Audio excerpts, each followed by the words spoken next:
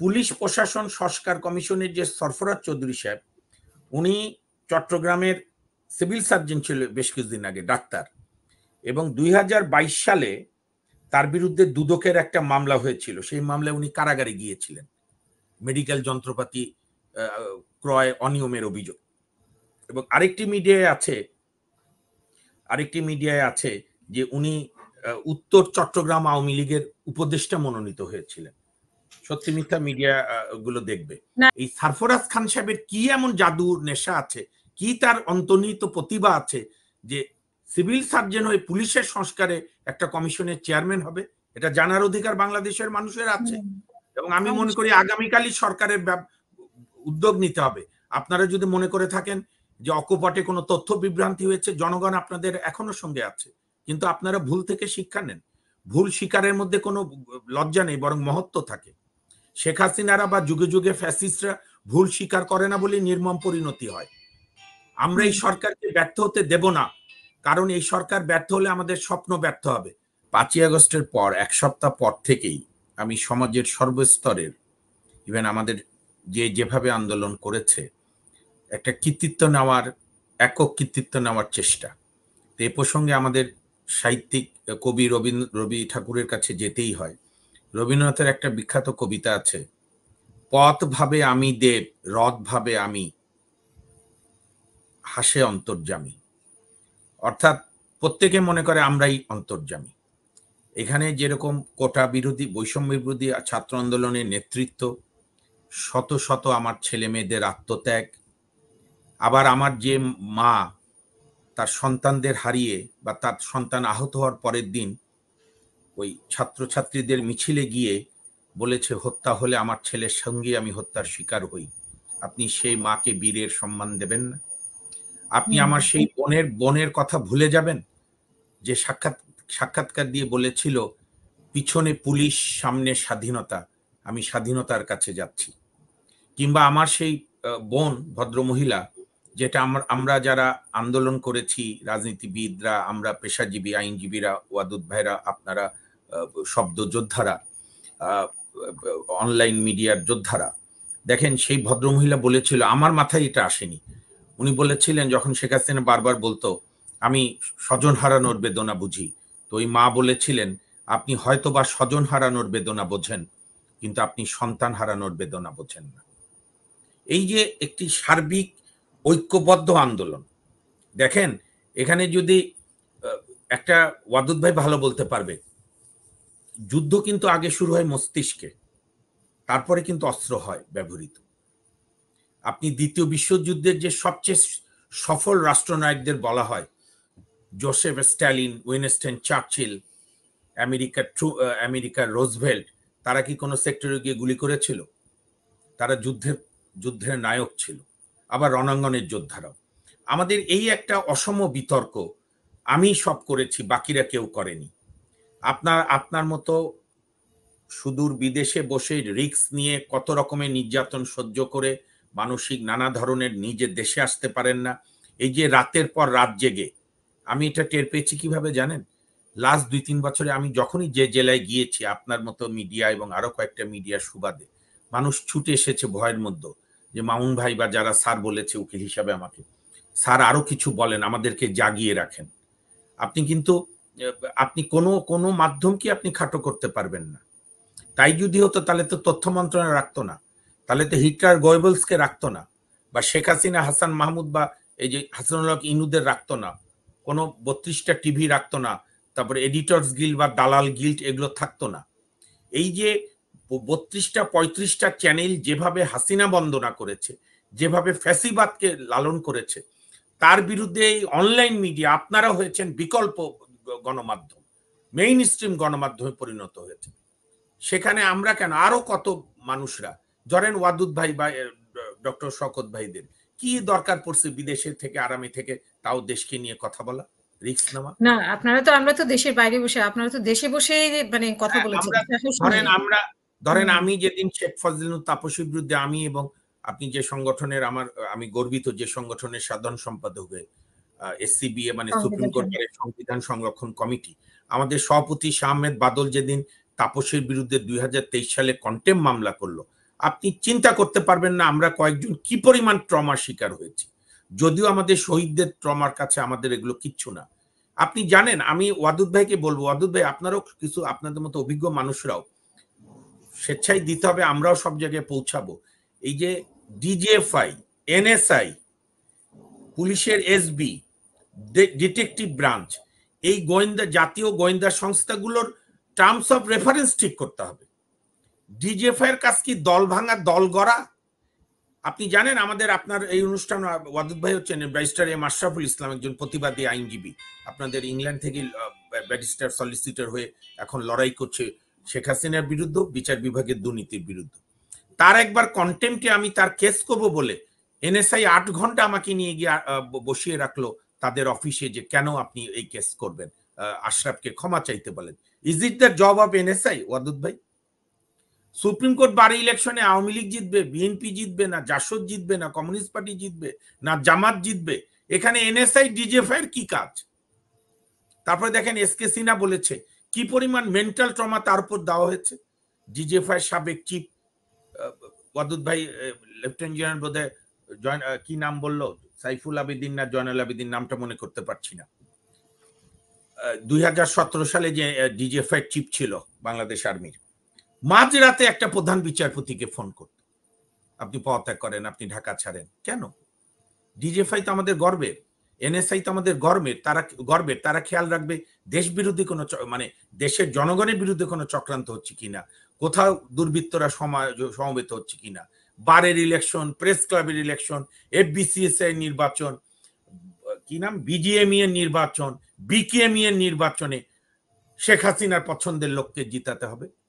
তাহলে এ থেকে মুক্তির পথ কি শেখ হাসিনার বদলে আরেক লোককে? আপনি যে কি জানো একটু আগে একটা কথা বললেন, হাসিনা আপা যদি একটু কাইন্ডলি রিপিট করেন। আচ্ছা, সাংবিধানিক সংস্কার, আমি একটু দেখে বলি। সাংবিধানিক প্রতিষ্ঠানগুলোর সংস্কার না পুনর্গঠন, নাকি কেবলই ক্ষমতার রদবদল, পালাবদল? এক্স্যাক্টলি, এটাই আজকে বাংলাদেশের এখন মানে লিড টপিক পয়েন্ট দরকার। আপনাকে ধন্যবাদ অসাধারণ লাইন চয়েসের জন্য, আমরা কৃতজ্ঞ। সেটা হচ্ছে বাংলাদেশের সাংবিধানিক প্রতিষ্ঠানগুলোর পুনর্গঠন, সংস্কার বা ঢেলে সাজানো দরকার, নাকি ক্ষমতার খালি পালাবদল? ক্ষমতার পালাবদল হলে কোনো লাভ হবে না। জেনজি বলেন, মিলিনিয়াল বলেন, 60-এর দশক বলেন, 70 দশক বলেন, 80-র দশক বলেন, আমি কোনো দশক নিয়ে টেনশন না, কোনো জেনারেশন নিয়ে টেনশন না। আমি টেনশন হচ্ছি বাংলাদেশ আবার পরাজিত হবে কিনা। বাংলাদেশ 72-এ পরাজিত হয়েছিল বঙ্গবন্ধুর উপর বিশ্বাস রেখে, বাংলাদেশ 91-তে পরাজিত হয়েছিল তদানীন্তন সরকারগুলোর উপর বিশ্বাস রেখে। আমাদের রাজনৈতিক দলগুলো সংস্কার করার কোনো ট্র্যাডিশন নাই। তাহলে ইউনূস সাহেব 1 মাসে যত প্রত্যাশা ছিল আমাদের, নিশ্চয়ই তা পূরণ করেনি। আপনার শওকত ভাইয়ের আগের যে বক্তব্য, দেখি জিন্না সাহেব নাম, আমি জিন্না ভাইকে বলবো আপনার টেবিল টকেই আমার এবং ওয়াদুদ ভাইয়ের বিভিন্ন আলোচনা অন্যান্য চ্যানেলে দেখেন, আমরা গত 7-8 দিন ধরে বলে এসেছি সুস্পষ্ট ভাবে যে 30শে সেপ্টেম্বরের মধ্যে প্রফেসর ডক্টর মোহাম্মদ ইউনূস সাহেবের সরকারকে কি কি সংস্কার করতে চান সেটা বলতে হবে। আওয়ামী লীগের গণহত্যাকারী দুর্বৃত্তদের গ্রেপ্তারের ব্যবস্থা নিতে হবে, আইনের জালের মধ্যে আনতে হবে, আইন শুরু করতে হবে, বিচার প্রক্রিয়া শুরু করতে হবে। আজকে উনি বলেছেন 6টা কমিশন, আজকে তো অন্যভাবেও দেখেন, উনি যদি একটা ওই আগেকার সরকারের মতো বলতো এই আমি সংস্কার করব, এই পদ্ধতি, কালকে এই XYZ ধরো তক্তা মারো পেরে, তাহলে তো তখন এটা সঠিক হতো না। উনি যথার্থ বলেছেন, ওনার যেটা সমালোচনা, উনি যেহেতু বলেছেন আর আমরা বাই নেচারে সমালোচনা করি, আমাদের কাজই এই ক্ষমতাকে প্রশ্ন করা, মিডিয়ার কাজ ক্ষমতাকে প্রশ্ন করা, বিচার বিভাগের কাজ ক্ষমতাকে প্রশ্ন করা, ক্ষমতার কার্যক্রমকে রিভিউ করা। যখন মিডিয়া, বিচার বিভাগ, সরকার এক সুরে কথা বলে তখন ফ্যাসিস্ট শেখ হাসিনা তৈরি হয়। আপনার কাছে ওনাদেরও জানার ছিল যে চুপ্পু সাহেবের নামে এত কিছু হওয়ার পরও কেন ওনার ব্যাপারে কেউ কথা বলছে না? হ্যাঁ বলছি, আমি জি বলছি, অবশ্যই উত্তর দেব। এখন আমি বলি, এখন এই যে আপনার বিচার বিভাগের যে পদত্যাগ, হাইকোর্ট বিভাগে যে কিছু একেবারে দলবাজ রাজনৈতিক পলিটিসাইজ বিচারপতি, দুর্নীতিবাজ, তাদের পদত্যাগও এখন সময়ের দাবি। নিশ্চয়ই আইন সংস্কার কমিশন এগুলো নিয়ে কাজ করবে, আমরাও কাজ করছি। আমরা আগামী 16 তারিখ সেমিনার করছি বিচার বিভাগের সংস্কার নিয়ে। দেশের সব রাজনীতিবিদ, আইনবিদ, সাংবাদিক, বুদ্ধিজীবী, শ্রেণী পেশার মানুষ, ছাত্র আন্দোলন সমন্বয়কদের, কোটা বিরোধী আন্দোলনের প্রতিনিধি, শ্রমিক, সবাই। এখন এই যে 6 কমিশন, দেখি 6 কমিশনের যে 6 চেয়ারম্যান, তার মধ্যে আজকে আমি এখন আপনার বার্তা বাজার নামক এক মিডিয়ার দেখলাম পুলিশ প্রশাসনের যাকে ওয়াদুদ ভাই একটু খেয়াল করেন, পুলিশ ওয়াদুদ ভাইয়ের আমি দৃষ্টি আকর্ষণ করছি, পুলিশ প্রশাসন সংস্কার কমিশনের যে সরফরাজ চৌধুরী সাহেব, উনি চট্টগ্রামের সিভিল সার্জন ছিল বেশ কিছুদিন আগে, ডাক্তার, এবং 2022 সালে তার বিরুদ্ধে দুদকের একটা মামলা হয়েছিল। সেই মামলায় উনি কারাগারে গিয়েছিলেন মেডিকেল যন্ত্রপাতি ক্রয় অনিয়মের অভিযোগ। এবং আরেকটি মিডিয়ায় আছে যে উনি উত্তর চট্টগ্রাম আওয়ামী লীগের উপদেষ্টা মনোনীত হয়েছিলেন। সত্যি মিথ্যা মিডিয়া গুলো দেখবে না, এগুলো আমাদের দর্শকরাও কমেন্ট করে জানাচ্ছে। হ্যাঁ, তো এই যে কোথা থেকে আসে সেটাও একটা প্রশ্ন। দেখি আমার এই যে দৈনিক আজাদি চিটাং এর খুব একটা ভালো পত্রিকা, সেইখানে আছে খুব নামকরা পত্রিকা এটা, কিন্তু একটা লিডিং পত্রিকা দৈনিক আজাদি, ডাক্তার সরফরাজ খান চৌধুরী উত্তর জেলা আওয়ামী লীগের উপদেষ্টা মনোনীত। এখন সুবিধা হচ্ছে কি হাসিনা আপা, শুধু আপনি একাই অন্যতম সেরা সাংবাদিক না, বাংলাদেশের প্রত্যেক মানুষই একজন করে সাংবাদিক। এটা আমাদের দর্শকরাই, কিন্তু আপনি যেগুলো পড়ে শোনাচ্ছেন এগুলো দর্শকরা 1 ঘন্টা ধরে লিখছেন। ধন্যবাদ, আমি কৃতজ্ঞ। আমি দর্শকদের উত্তর দিয়েই আমি শেষ করব প্রশ্নের শ্রদ্ধেয় দর্শক ভাই বোনদের। আপনার এই যে ধরেন 6 জনের মধ্যে বাকি 5 জন সম্পর্কে কিন্তু এরকম আপনি পাবেন না, আমার যতটুকু আইডিয়া। তাহলে প্রশ্ন যে 1 মাস পর আপনি যখন এগুলো কমিশন করছেন, তাহলে ডক্টর মোহাম্মদ ইউনূস সাহেব সহ পুরো উপদেষ্টা মন্ডলীকে খবর নিতে হবে যে এই লোকের নাম কারা দিল। এবং এখানে যে ওয়াদুদ ভাই, তো আপনি বাংলাদেশ সেনাবাহিনীতে ছিলেন, আমরাও আইন পেশায়, নিশ্চয়ই অ্যান্টিডিসেন্ট গুলো গোয়েন্দারা দেখে। আপনি একটা লোককে তো এমনি নিয়োগ দেন না, তার পরিচয়ের বাইরেও গোয়েন্দারা খোঁজ নেয়, বা সরকারের বিভিন্ন এজেন্সি যে এনার এই ব্যাকগ্রাউন্ড, এইগুলো জানার পরও যদি দিয়ে থাকে, তাহলে এই সরকার এই বিপ্লবী সরকারকেই ব্যাখ্যা দিতে হবে যে তারপরও কি এমন গুণ আছে ডাক্তার সরফরাজ খান, যিনি পুলিশের না সিভিল সার্জন ছিল, সে পুলিশ সংস্কারের কি করবে। এখানে পুলিশের কত রিটায়ার্ড সাবেক আইজি আছেন যারা বিতর্কের ঊর্ধ্বে, অনেকেই আছে, আমি নাম বলে বিব্রত করতে চাই না, বা সাবেক হোম সেক্রেটারিরা ছিলেন যারা দীর্ঘদিন কাজ করেছেন।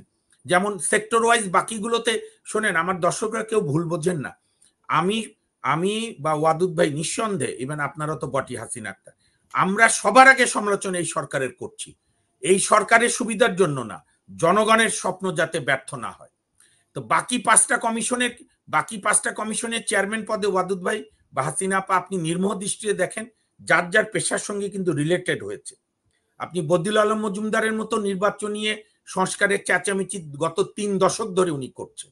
হ্যাঁ, ওনার কার্যক্রমের ত্রুটি হলো আমরা কথা বলবো। ইফতেখারুজ্জামান সাহেব দুর্নীতিবাদ, সব আমলেই কথা বলছে, তার কমিটিতে দায়িত্ব পালনের ব্যর্থতা হলে আমরা কথা বলবো। কিন্তু আমি জানতাম না, আমার জানার সীমাবদ্ধতা ছিল, আমি বাকি এই সরফরাজ চৌধুরী সাহেবকে আমি চিনতেই পারিনি। পরে আমি মিডিয়ায় আমার অ্যাসোসিয়েটর হেল্প করলেন, তো এই বিতর্কগুলো অ্যাভয়েড করা যেত। আর সত্যি যদি ওনার বিরুদ্ধে দুদকের মামলা হয়ে থাকে, উনি জেলে গিয়ে থাকেন, বা আওয়ামী লীগের উপদেষ্টা মনোনীত হয়ে থাকেন চট্টগ্রাম উত্তর আওয়ামী লীগের, আমি ডক্টর মোহাম্মদ ইউনূস স্যারকে শ্রদ্ধা রেখেই বলি, মানুষ যে বলে চট্টগ্রাম বাড়ি হলে এই সরকারের সময় সুবিধা পাচ্ছে, এই ইমেজ তো ভাঙতে হবে আপনাদের। হ্যাঁ, এলাকা ভিত্তিক, আগে যেরকম গোপালগঞ্জ ছিল।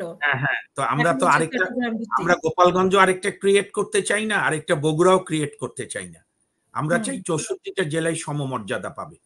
এই সরফরাজ খান সাহেবের কি এমন জাদুর নেশা আছে, কি তার অন্তর্নিহিত প্রতিভা আছে যে সিভিল সার্জন হয়ে পুলিশের সংস্কারে একটা কমিশনের চেয়ারম্যান হবে, এটা জানার অধিকার বাংলাদেশের মানুষের আছে। এবং আমি মনে করি আগামীকালই সরকারের উদ্যোগ নিতে হবে। আপনারা যদি মনে করে থাকেন যে অকপটে কোনো তথ্য বিভ্রান্তি হয়েছে, জনগণ আপনাদের এখনো সঙ্গে আছে, কিন্তু আপনারা ভুল থেকে শিক্ষা নেন। ভুল স্বীকারের মধ্যে কোনো লজ্জা নেই, বরং মহত্ব থাকে। শেখ হাসিনারা বা যুগে যুগে ফ্যাসিস্টরা ভুল স্বীকার করে না বলে নির্মম পরিণতি হয়।